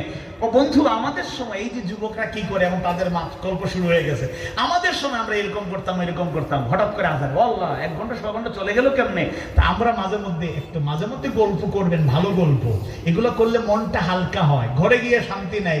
বিভিন্ন আভ্যন্তরীণ পারিবারিক দ্বন্দ্ব আছে, আপনি বয়স হয়ে যাওয়ার কারণে আমরা গুরুত্ব নাই, মানুষ নিয়ে আপনাকে অনেক মন্তব্য করে, তো প্রপারলি মাঝে মধ্যে যোগাযোগ করবেন, দিনী অনুভূতি সহকারে সমাধানের চেষ্টা করবেন। গল্প ইসলামে আছে, নাই যে এরকম না, তবে বেহুদা গল্প, অযথা গল্প, কারো গীবত করা, সমালোচনা করা, বুহতান, এগুলো কখনো কার্যকর নয়। তা আমরাও যেভাবে মনটাকে হালকা করার জন্য স্বামী তার স্ত্রীর সাথে গল্প করি, ভাই তার ভাইয়ের সাথে গল্প করে, বোন তার বোনের সাথে গল্প করে, ভাই তার বোনের সাথে গল্প করে। আমরা অনেক ছোট বাচ্চাদের দেখি বাবা মায়ের কাছেও আসে না, দাদার কাছে গিয়ে কি কানাকানি, যে দাদাকে গল্প শুনবা, এবার তার গল্প শুনতে ভালো লাগে। অনেকে আছে দাদি নানির কাছে গিয়ে শুয়ে থাকে, আম্মু আমি নানুর সাথে থাকবো, আম্মু আমি দাদুর সাথে থাকবো। কেন জানেন? তার গল্প শুনতে ভালো লাগে, নানু সুন্দর গল্প কয়। আমরা ছোট থাকতে এবার গিয়েছিলাম, নৌকায় যেতে গিয়ে এটা হয়েছিল, সাগরে গিয়েছিল তোমার নানা দাদা ইত্যাদি ইত্যাদি, তার সুন্দর লাগে। তা আমরা আমাদের মনের অনেক কথা, জমা থাকা কথা বললে হালকা হই। পিপিলিকাও মাঝে মাঝে একত্রিত হয়, তাদের মনের কথা ভাব প্রকাশ করে। 4 নম্বরে, নিজেদের মধ্যে যোগাযোগ রক্ষার জন্য তাদের রয়েছে উন্নত যোগাযোগ পদ্ধতি। দেখুন, দিনের পথে আমরা যারা চলি বা ছাত্র জীবন থেকে চলেছি, অনেকেই গল্প করেন তোমাদের তো আরামের যুগ, তোমরা গাড়ি চালাই আগে মাহফিল করো, আমরা তো বাইসাইকেল চালাই মাহফিল করতাম। আল্লামা সাঈদী রাহিমাহুল্লাহ একদিনে আল্লামা সাঈদী হন নাই তো, উনি বাইসাইকেল নিয়ে বের হতেন, পিঠে থাকতো একটা ব্যাগ, চটি ব্যাগ থাকতো, মানে ঝোলানো একটা ব্যাগ থাকতো বাইসাইকেল নিয়ে। আজকে মনে করুন 20 কিলোমিটার দূরে মাহফিল আছে বা 25 কিলোমিটার দূরে বাইসাইকেল নিয়ে বের হয়েছে, যেখানে নামাজের বিরতি হলে নামাজ পড়লেন, আর সাথে থাকতো ছোট ছোট বই, ইসলামের শিক্ষা বা মৌলিক কোরআনের বই। মাঝে মধ্যে কাউকে পাইলে কথাবার্তা বইলে যারা যেটা দেওয়া দরকার দেন, বই পড়বেন।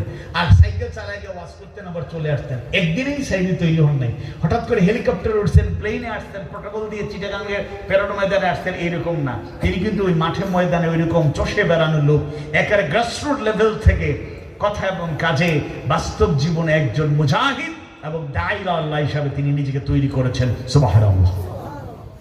তো আগের অনেকে গল্প করে আমরা কিলোমিটারের পর কিলোমিটার বাইসাইকেল চালিয়ে দাওয়াত দিতাম। একটা আগামী জুমাবারে একটা দিনী প্রোগ্রাম হবে, মনে করেন এই মসজিদে আমরা কোরআনের একটা তালিম হবে, আবার দার্স হবে, এগুলো শুনলে আবার কারো কারো অ্যালার্জি হয়। নোয়াখালীতে দার্সুল কোরআন প্রোগ্রামের হামলা করে, আহা আফসোস। পারলে নিজে বসেন, কি বলা হচ্ছে শুনেন, আপনি হেদায়েত আপনার হয়ে যেতে পারে। যাই হোক, তো আগের যোগাযোগ ব্যবস্থা ছিল কি, মোবাইল ছিল না, এগুলোর যুগ ছিল না। একটা দাওয়াত দিতে ভাই সময় নিয়ে দাওয়াত দেন, 1 সপ্তাহ বাড়ি বাড়ি গিয়ে দাওয়াত, বাড়ি ভাই অনেক কষ্ট করে একবার আসছি, আপনার কাছে আরেকবার আসতে গেলে কিন্তু কষ্ট হয়ে যাবে। ডায়েরিতে লিখে রাখেন, নোট করে রাখেন, দেয়ালে লিখে রাখেন, আগামী জুমাবারেও আমরা অমুক মসজিদে নামাজ পড়বো, এখানে আমাদের একটা প্রোগ্রাম হবে, দিনী আলোচনা হবে। তো এরকম বাইসাইকেলে হেঁটে হেঁটে দাওয়াত দিয়ে 1 সপ্তাহ অর্গানাইজ করে দাওয়াত দেওয়া হইতো। এখন তো এগুলো নাই, গ্রুপ আছে, লিখেই শেষ। এক গ্রুপে ছাড়িয়ে দিলেন, 500 জন আছে, 1000 জন আছে, মাঝে মাঝে বয়স দিলেন, আসসালামু আলাইকুম রহমতুল্লাহ, দিনী ভাইয়েরা আপনারা কেমন আছেন? আগামী জুমাবারে আমরা দক্ষিণ চাম্বল আব্দুল আলী শিকদার পাড়া সমাজ কল্যাণ যুব কাফেলার মাহফিলের পর্যালোচনা করব, আমরা আইবের হিসাবটা পেশ করব। আমাদের রাকিব ভাই এটা বয়স দিয়ে দিলেন, বাস গ্রুপে যারা আছে 70-80 জন, এরা সবাই জেনে গেল। এখন হঠাৎ করে গুরুত্বপূর্ণ একজন লোক মিটিংয়ে আসে নাই। রাকিব ভাই কয়, ভাই আপনি আমি আসলেন না? কি কিসে আসবো? কই যে পর্যালোচনা বৈঠক হয়েছে, আইবের হিসাব দিলাম, আগামী বছরে আরো বড় বক্তা কিভাবে নিয়ে আসা যায় প্ল্যান করলাম, হেলিকপ্টার দিয়ে বক্তা নিয়ে আসবো প্ল্যান করলাম। আপনি কই ছিলাম? মানে আমি তো দাওয়াতই পাইনি। আরে ভাই গ্রুপে দেখেন, মেসেজ দিছি, বয়স দিছি, আপনারা দেখেন না, দেখলে কি চলে? ও কোন দিন দিচ্ছেন? 2 দিন আগে দিলাম। ও আল্লাহ, আমি 3 দিন থেকে আমার ইন্টারনেট কানেকশন নাই, মোবাইল বন্ধ। প্রযুক্তি কত উন্নত, এক মেসেজে দেখুন পৃথিবীর অনেক ইতিহাস তৈরি হয়ে গেছে। এই যে 5 আগস্টের বিপ্লব, এটা অনলাইন অফ হয়ে যাওয়ার পরেও ঘুরে ফিরে বলা যায় অনলাইন প্রযুক্তির সুবাদে মোবাইল কানেকশনে একত্রিত হয়ে একটা বিপ্লব হয়ে গেছে, কেউ কল্পনাও করতে পারে নাই। 6 আগস্টের কর্মসূচি হঠাৎ করে বলল না পরশু না, 4 তারিখ বলল কালকেই হবে, গণভবন ঘেরাও। আল্লাহ, রওনা হতে না হতে আপা কয় আমি নাই, খালু সালাম, জান বাঁচানো ফরজ না নফল? কথা বলে না, ফরজ না নফল? আর কতজন এখনো চাটুকারিতে করে আপা আপা আপা শুনতে পাচ্ছি, আমি বাঁশখালী থেকে, আমার অবস্থা খুব খারাপ, দোয়া করে। আমি একেবারে বাঁশখালী সমুদ্র সৈকতের এলাকায় দোয়া করে না, আমার নিরাপত্তা নেই, আছে না নাই? তো যাই হোক, এই প্রযুক্তির যুগে যোগাযোগ ব্যবস্থা উন্নতি হয়েছে। আল্লাহর সৃষ্টি একটা ছোট্ট প্রাণী পিপিলিকারও কমিউনিকেশন সিস্টেম, একটু আগে যেটা বললাম, এত সুন্দর কল্পনা করতে পারবেন না।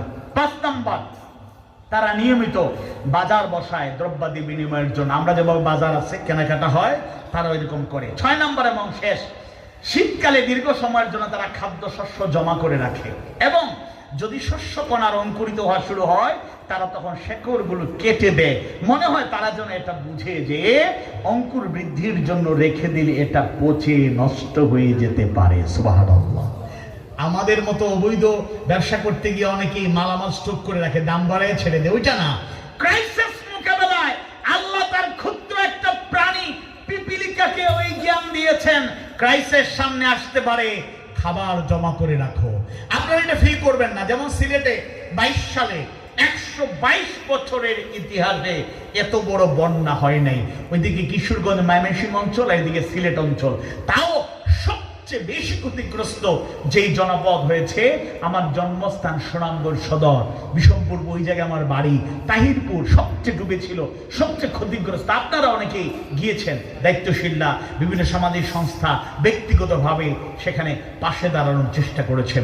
তো যেই এলাকাগুলো নিয়মিত বন্যা হয়, হাওর বাওরের এলাকা, নিয়মিত বন্যা হয়, তারা বন্যা আসার আগেই খাবার ধানগুলো তুলে একটু ঘর থেকে উঁচু করে, এটাকে সিলেটের আঞ্চলিক ভাষায় বলে উগার, মানে আলাদা একটা ঘরের মতো তৈরি করে সুন্দর করে বাঁশের এগুলো কেটে কেটে সুন্দর করে একটা সাজাইয়া ধানগুলো উঁচু করে রাখে, যে ঘরের ভেতরেও যদি পানি আসে ধানগুলো চালগুলো যেন নষ্ট না হয়। ক্রাইসিসে যখন আমার বাজার হাট কিছু থাকবে না, সব ডুবে যাবে, আমরা অন্তত এগুলো নিয়ে যেন একটু ভাত, অন্তত এগুলা খায়া যেন একটু বাঁচতে পারি, এই চেষ্টা। একটা পিপিলিকাকে আল্লাহ তাআলা এতটুকু জ্ঞান দিয়েছেন। সুবহানাল্লাহ। কোরআন কত বড় বিজ্ঞানময় কিতাব। একটা পিপিলিকা, মৌমাছির বিজ্ঞান অনেক আগে পেয়ে গিয়েছে। অনেকে যুবকদের দেখেন না, দুইটা সাগর একত্রিত হয়েছে কিন্তু কালার আলাদা, দেখছেন? মিঠা পানি আর নোনা পানি এক হয়? এক হয়? ওই যে আল্লাহ তাআলা সূরা আল-রহমানে বলে দিয়েছেন, মারাজাল বাহরাইনি ইয়ালতাকিয়ান বাইনাহুমা বারযাখুন লা ইয়াবগিয়ান ফাবিআইয়ি আলাই রাব্বিকুমা তুকাযিবান। আল্লাহু আকবার। আপনারা কষ্ট পাচ্ছেন? এই আলোচনাগুলো শুনতে ভালো লাগে না, কিন্তু কিছু মানুষের এই আলোচনা করা দরকার। শ্রোতা থাকলেও করা দরকার, না থাকলেও দরকার। গতানুগতিক সব কথা আমরা সব সময় শুনি, কিন্তু আমি আজকে বোঝাতে চাই এই আয়াত দিয়া আল্লাহ কত বড় এক আজিম কিতাব আমাদের ঘরে তাকের উপর রেখে দিয়েছি। আল্লাহর রাস্তে নামান, তেলাওয়াত করেন, তাফসিরগুলো কিনেন, বাংলায় সহজভাবে।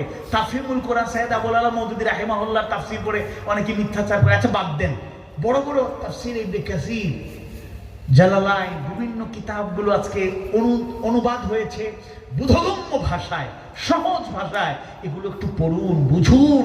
এক নিয়ামত এই কোরআন, এটা বড় একটা নিয়ামত, আমরা এটা খেয়ালও করছি না।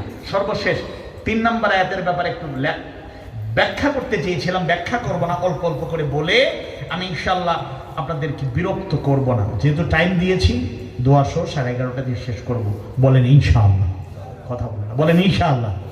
তবে আমাদের অনুরোধ হচ্ছে, আপনারা এই যে ঠান্ডা পড়তেছে, এই সিচুয়েশনে আরেকটু আগে মাহফিল, 11টার মধ্যে মাহফিল শেষ করার প্ল্যান নিলে মানুষের মনোযোগ থাকবে। বেশি না কম? কথা বলে না, বেশি না কম? আগামী দিনটা বাস্তবায়িত হবে। এই বছরও টার্গেট ছিল, কিন্তু আসলে ওই যে মেহমানদের একটা আলোচনা লম্বা হয়ে গেলে ইচ্ছা করে তো, আর এটা তো কোরআনের কথা উনি বলতেছেন, ওনাকে তার শর্ট করা যায় না। এজন্য সম্মান দেখাতে গিয়ে অনেক সময় একটু দেরি হয়ে যায় অনেক আলোচকের। আল্লাহ তাআলা সবাইকে বোঝার তৌফিক দিন, বলুন আমিন।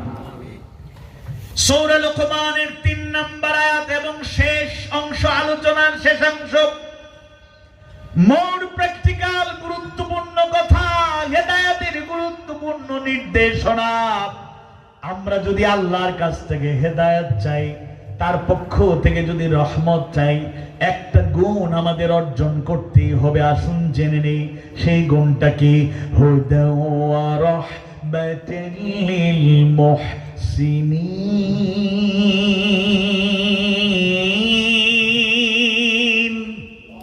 এই কোরআন হলো, এই কোরআনের আয়াতগুলো হলো সৎকর্মশীলদের জন্য হিদায়াত এবং রহমত শুরু। আমরা আল্লাহর পক্ষ থেকে হেদায়েত চাই, রহমত চাই নাকি চাই না?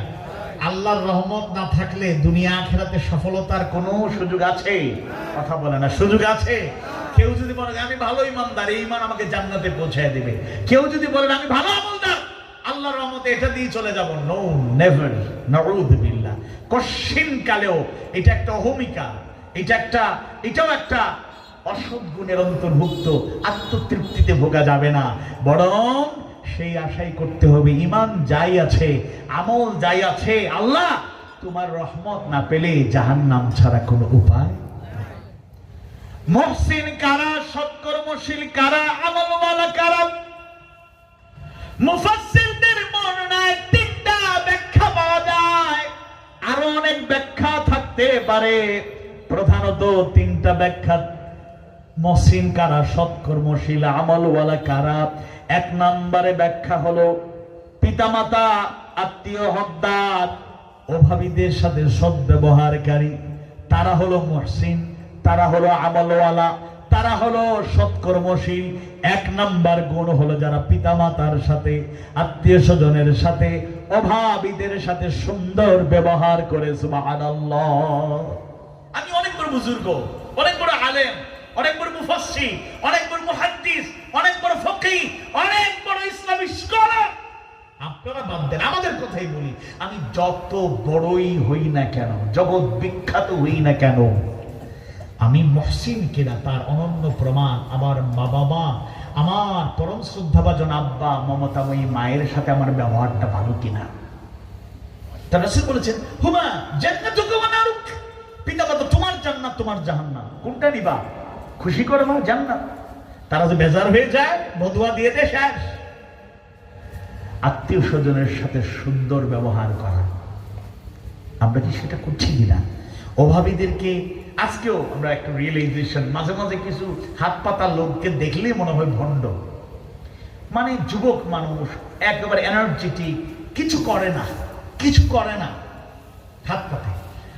আমার সাথে সফর যারা করেন, আমি হয়তো দেখেন বা দেখেছেন, বা মাঝে মাঝে এক দুজন প্রশ্ন করছেন, ভাই বুঝি না, আপনি মাঝে মাঝে টিপস বাড়ায় দেন। ওই যে হোটেলে কিছু বয় থাকে, 10 টাকা দিলে হয়, 20 টাকাও দিয়ে দিন, আর বেশি দিলে এটা বলার দরকার নাই, মাঝে মাঝে এটা মোট করে এরকম দিয়ে আসি। কেন বলে? এগুলা এমনি বেতন পায়, দেন কেন? বলে শোনেন, এক নাম্বার, এই চাকরি যারা করে নিঃসন্দেহে ফিনান্সিয়াল কন্ডিশনটা ভালো না, এদের বেতনও বেশি না, এরা পরিশ্রম করে, হাত না পেতে পরিশ্রম করে চাকরি করে, এরকম লজ্জাদায়ক। অনেকে মনে করে বয়গিরি করে মানে তো একটা ছোট প্রকৃতির কাজ, অবহেলা করে, মানুষে পাত্তা দেয় না। কিন্তু এক নম্বর, সে পরিশ্রম করছে, তাকে এই হাদিয়াটা দিলে পরিশ্রম করছে, এটা ভিক্ষা হবে না, সহযোগিতা হবে। কিছু আছে গাড়ি টাড়ি কোনো জায়গায় পার্কিং করলে কিছু লোক এসে সেলুট দেয়, সালাম দেয়, জি হুজুর, গাড়িটা খুলে দেয়, দরজা লাগায় দেয়, মায়া লাগে, পরিশ্রম করছে, এটা যদি হাদিয়া দেন ঠিক আছে। কিছু আছে কোনো কাম নাই, কাজ নাই, এজ লাইক বিজনেস, ভিক্ষা করা একটা বিজনেস। আমি সেই সিলেটের লোক, যেখানে কবরের পাশে গেলে মাজার কমিটি আবার শুনলে আমার উপরে খেপবে। তো মাজারগুলোতে দেখবে সিন্ডিকেট, মানে ভিক্ষুকদের সিন্ডিকেট, একসাথে 10 জন 12 জন। সাবধান, একজনকে 20 টাকার নোট একটা দিয়েছেন, যদি পকেটে দেখে টাকা, কাপড় চোপড় ছিঁড়ে রাখতে পারে, সো বি কেয়ারফুল, সাবধান। সিন্ডিকেট বসে আছে মাস্তানদের মতো, মানে দিতে আপনি বাধ্য। কয়েকদিন আগে ছোট্ট একটা ভিডিও সোশ্যাল মিডিয়া দেখলাম, ফোন দিচ্ছে ভিক্ষুক বাসায়, কি রান্না করছেন? কয় না ফার্মের মুরগি। হ্যাঁ রাখেন, দাওয়াতি খাবো না। কি রান্না করছেন? আজকে তো কালো ভুনা। আচ্ছা ঠিক আছে, তাহলে একটু 2 জনের খাবার রেডি করেন, আমি আমার সহকারী আসতেছি। কি মনে করছেন? ফেনীতে সদরে, আমি আর সদরের কোন জায়গায় বললাম না, আমার এক সফর সঙ্গে আমার এক দিনী ভাই মিডিয়াতে কাজ করে, উনি এক বন্যার সময় একবার বলে, ভাই ওই যে বাড়িটা দেখছেন, হ্যাঁ সুন্দর বাড়ি তো, কাজ শেষ হয় না, আরো সুন্দর হবে। বলছি এই বাড়িটা কার? এত সুন্দর বাড়ি? এটা হচ্ছে ফেনী শহরের গুরুত্বপূর্ণ অমুক ভিক্ষুকের বাড়ি। এখন রিয়াল কথা, এই রিসেন্টলি কত বন্যার কথা বলতেছি আমি, রাজপ্রাসাদ বানায় ফেলতেছে। আপনি কি করেন? 10,000 20,000 চাকরি কইরা পরিবারই চালানো যায় না, আর হেতে ভিক্ষা কইরা ফ্ল্যাট বাড়ি করে ফেলাইতেছে। কি মনে করছেন? এরকম আছে, কিন্তু ঢাকাতেও আছে, সিলেটেও আছে, বিভিন্ন জায়গায় আছে। এগুলো আর নাই বললাম, থাকুক। ভিক্ষুকদের আপনার দায়িত্ব হলো তার এত খোঁজ খবর নেওয়ার দরকার নেই, থাকলে ভালো লাগলে দিয়ে, নতুবা ধমক দিয়ে না, খারাপ ব্যবহার করবেন কেন? এই দোয়া কুনুত পর, আত্তাহিয়াত পর, এটা সাইদ হিসাব বলতেন প্রায় ওয়াজের মধ্যে, এগুলো করবেন না। তাদের সাথে ভালো ব্যবহার করাটাও একটা সৎকর্মশীলের দায়িত্ব। কার ভেতরে কি আছে, অন্তরে কি কষ্ট আছে আমরা তো জানি না। কেউ আসলে অনেক সময় মসজিদে জুমার পরে আমি অসুস্থ, একেবারে কাগজপত্র নিয়ে আসে, আসলে বাস্তবে সমস্যা হইতে পারে, এমনও হয় আসলে এমন সমস্যা আর বলার কোনো জায়গা নাই, কিছু করার নাই। এটা যারা এরকম বিপদে পড়ে তারা বুঝতে পারবে। এজন্য পিতামাতার সাথে সদ্ব্যবহার করা, আত্মীয় স্বজনের সাথে সদ্ব্যবহারকারী, অভাবীদের সাথে সদ্ব্যবহারকারী, এরা হলো মুহসিন। দ্বিতীয় হলো সৎকর্মশীল হলো তারা, একদিকে তারা আমলে সালেহ করে, ভালো কাজ করে, অন্যদিকে তারা মন্দ কাজ থেকে দূরে থাকে। জোরে কোন সুবহানাল্লাহ। অনেক লোক আছে নামাজ পড়ে, রোজা রাখে, হজ করেছে, যাকাত দেয়, আমলে সালেহ, অনেক কিছু, তাসবিহ তাহলিল সব কিছু ঠিক আছে, কিন্তু খবর নিলে দেখবেন ইনকাম সোর্স এখনো হালাল হয় নাই। এক অফিসার বসে আছেন অফিসে, হঠাৎ করে একজন ফাইল নিয়ে আসছে, স্যার ফাইলটা একটু সই করে একটু ওকে করে দেন। আজান হয়ে গেছে, জোহরের আজান, তাড়াতাড়ি করো তাড়াতাড়ি করো, হ্যাঁ তাড়াতাড়ি করো। আজান হয়ে গেছে, আজান হলে আমি স্থির থাকতে পারি না, কারণ আমি গিয়ে সুন্নাত পড়ি, এরপরে তাকবীরে উলার সাথে ইমামের পিছনে দাঁড়ায় নামাজ না পড়লে আমার তৃপ্তি পাওয়া যায় না, মনের মধ্যে একটু অশান্তি থেকে যায়। আবার ফাইলটা সই করার জন্য তারাও রাজা করতেছে, এর মানে সাইন দেবো তো পরে আগে মাল ঢাল, এরকম আছে না নাই? এটা ঘুষ, এটা হালাল না হারাম? কথা বলে না, হালাল না হারাম? আওয়াজ বাড়বে, হালাল না হারাম? ইয়া আইয়ুহাল্লাযীনা আমানু লা তাকুলু আমওয়ালাকুম বাইনাকুম বিল বাতিল। হে ইমানদারগণ, তোমরা একে অপরের সম্পদ অন্যায়ভাবে ভক্ষণ করো না। তাহলে আপনি নামাজও পড়েন, সুদের কারবার করেন, আপনি রোজা রাখেন, আবার ঘুষের লেনদেন করেন, আপনি হজ করেছেন, আবার মানুষের জায়গা জমি দখল করেন, আপনি যাকাত দেন, আবার মানুষের সম্পদ আত্মসাৎ করেন। তাহলে কি মিলল? ভালো কাজ করবেন, মন্দ কাজ থেকে দূরে থাকবেন। ভালো ভালো লোক, মুত্তাকি লোক সবাই জানে, এদের পিছনে মানুষ নামাজও পড়ে। আবার এই লোকগুলো মাঝে মধ্যে অনেক প্রবাসীদের বাসা বাড়িতে দাওয়াত অভিযোগ আসে আর কি, আমি আর কাউকে আবার ছোট করতে চাই না, তদন্ত কমিটি গঠন করার কথা আমি বলছি না, কিন্তু দেখা যায় পর্দার কোনো বালাই নেই। প্রবাসে থাকে স্বামী, ঘর বাড়িতে ছোট ছোট বাচ্চারা, ভাবি কি অবস্থা, রান্না বান্না কি করছেন, রান্না করে নিজেই চলে যায়, এরকম লোক আছে না নাই? আহা, তাহলে সব ঠিক আছে, তাহাজ্জুদ গুজারও ঠিক আছে, পর্দার কোন খবরই নেই। বহু মা বোনেরা আছেন, পর্দা বাড়ছে আলহামদুলিল্লাহ, কিন্তু হাত মোজা, পা মোজা, চোখ দেখা যায় না, চশমা দিয়েও তার দিকে আপনার একটা পশম দেখা যায় না, এই পর্দা আপনি করছেন। আপনার পর্দার চাইতে পারফেক্ট পর্দার কারণ নাই, একথা আমি স্বীকার করি, কিন্তু এই পর্দাটা ঘরের ভেতরেও থাকে কিনা, আত্মীয় স্বজনের বাড়িতে গেলেও থাকে কিনা, বিয়ের অনুষ্ঠানে গিয়ে থাকে কিনা, 14 শ্রেণীর পুরুষকে বিয়ে করা হারাম, এই লোকগুলো ছাড়া বাকিদের সাথে আপনার চলাফেরা, উঠা বসা, কথাবার্তা ঠিকঠাক আছে কিনা, অনলাইনে হোয়াটসঅ্যাপে কারোর সাথে গোপনে কথা বলেন কিনা, অন্য কোনো ইলিগাল রিলেশনশিপে আপনার যুক্ত হওয়ার কোনো ইতিহাস আছে কিনা খেয়াল করবেন। বাহ্যিক পর্দাটাই মূল পর্দা নেই। পুরুষের ক্ষেত্রে একই কথা, যুবকরা ঠিক বলতেছে, এবার তোমাদেরকে বলি, তুমি তো নামাজ পড়ো, সব ঠিক আছে, 14 শ্রেণীর নারীকে বিয়ে করা হারাম, এদের ছাড়া অন্য কারোর সাথে তোমার খোলামেলা চলাফেরা, আপন চাচা তো বোনের সাথে পর্দা করা ফরজ না নফল? অনেক চাচা আছেন, ভাতিজা কই যাও, জি আঙ্কেল কলেজে যাচ্ছি, আচ্ছা তোমার বোনটাকে নিয়ে যাও, ওই তাকে স্কুলে নামাই দিও, গার্ডেন স্কুলে, সে পড়ে ক্লাস 10-এ আর ওপরে ইন্টারমিডিয়েট সেকেন্ড ইয়ারে, 2 বছরের ব্যবধান, মোটরসাইকেলে দিয়ে দিচ্ছেন, আল্লাহর হাওলা, নিজের চাচাতো ভাইয়ের সাথে যাচ্ছে। এটা কি পর্দার লঙ্ঘন হচ্ছে? খুব খেয়াল রাখতে হবে। সর্বশেষ পয়েন্ট হচ্ছে, তারাই মুহসিন, তারাই সৎকর্মশীল, তারাই আমলওয়ালা, যারা আল্লাহর ভয়ে ভীত হয়ে ইখলাসের সাথে ইবাদত আমল করে। এই কথার সাথে 2টা পয়েন্ট আপনাদের বলে যাই, প্রায় জায়গাতে এবার বলছি, কারণ এটা একটা গুরুত্বপূর্ণ কথা। 2টা শর্ত না মানলে আপনার আমল কবুল হবে না, 2টা শর্ত পূর্ণ না করলে আপনার ইবাদত কবুল হবে না, কোনো ইবাদত কবুল হবে না। নাম্বার 1, নিয়তটা সহিহ হইতে হবে। ইন্নামাল আ'মালু বিন্নিয়াত, নামাজ পড়ছেন সহিহ নিয়তে, আল্লাহ সন্তুষ্টির জন্য, দেখানোর জন্য না, নির্বাচনে